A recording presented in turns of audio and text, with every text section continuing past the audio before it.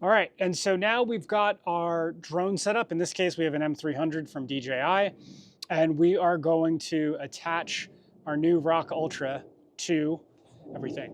So we're going to start with the lever arm.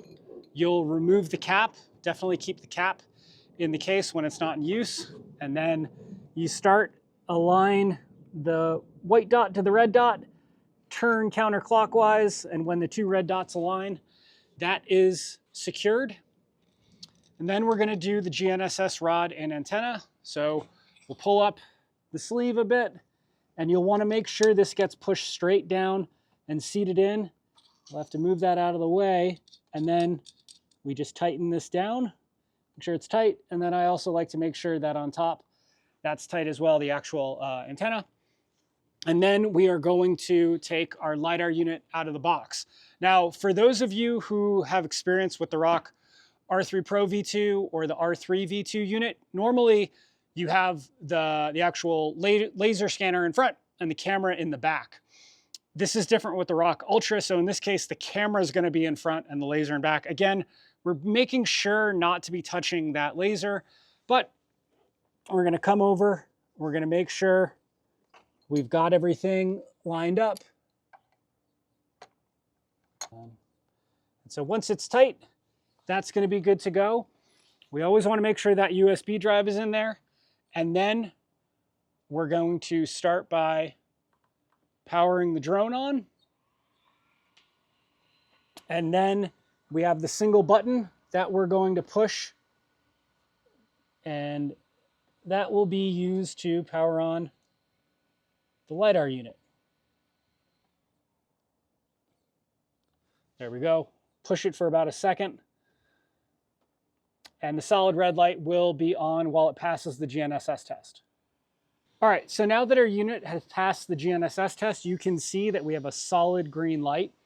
So similar to other ROCK units, we're now going to use the one button method to start data capture. At this point, make sure that you have all your mission parameters ready to go, you're ready to fly.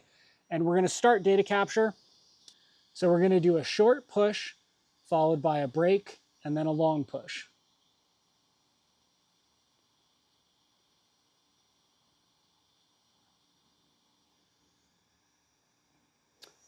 And now you can see we've got a blinking green light. This indicates that LiDAR data capture has started. And what we're going to do now is we're going to wait to hear the camera clicking to indicate that photos are being collected. With some of the initial testing that we've done, we saw that it took a little bit longer for the camera to start clicking with the ROCK Ultra versus an R3 Pro V2 or an R3 V2. So that's something to keep in mind. Just be patient in the field, especially if you have experience with those other ROCK units. And there it is. You can hear the clicking of the camera. That indicates that data collection for the LiDAR unit and on the camera have started. So now we're just going to fast forward through time, assume that you've gone and collected your survey. Everything is still going to be the same as what you're used to with a ROCK R3 Pro V2 or a ROCK R3 V2. So you're going to do your calibration flights, static data capture, so on and so forth. But now that we're done and we've landed, we're going to stop data collection. And it's going to be the one button method again. So I'm going to do a short push, a release, and then a long push that I hold in.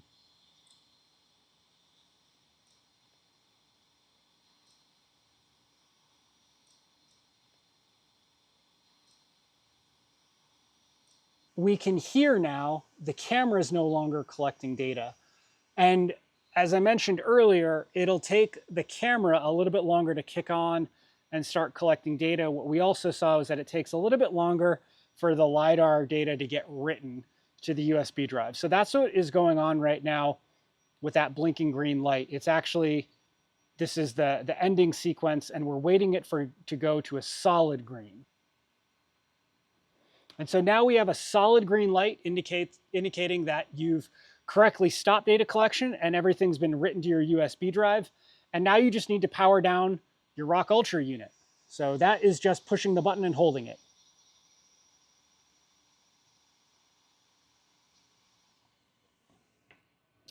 So now the unit's powered down. We're going to turn off the drone.